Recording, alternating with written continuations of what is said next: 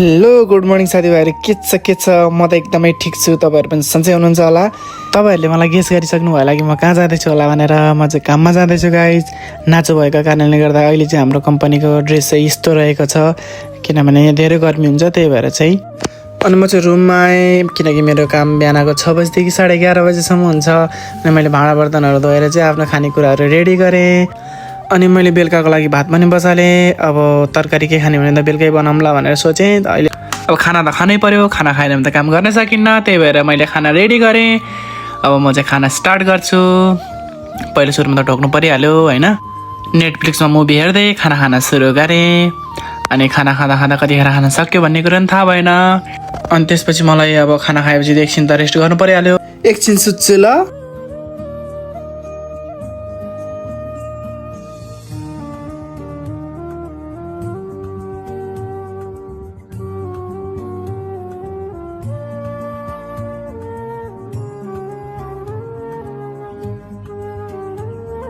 Finally 2 घन्टा सुतेपछि म चाहिँ मेरो रुमबाट नजिकै एउटा समुद्र छ, त्यहाँ चाहिँ जाऊँ न। तर मैले गुगलमा देखेको र आफ्नो रियलले देखेकोमा धेरै फरक देखी।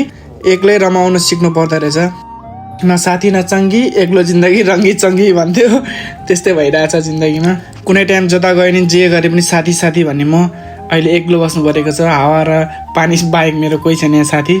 चिसो हावाको मजा लिँदै त्यो फिलै अर्को हुन्छ क्या त्यतिखेरको। आजको दिन त सक्यो, भोलिको दिन कसरी स्टार्ट हुने थाहा छैन।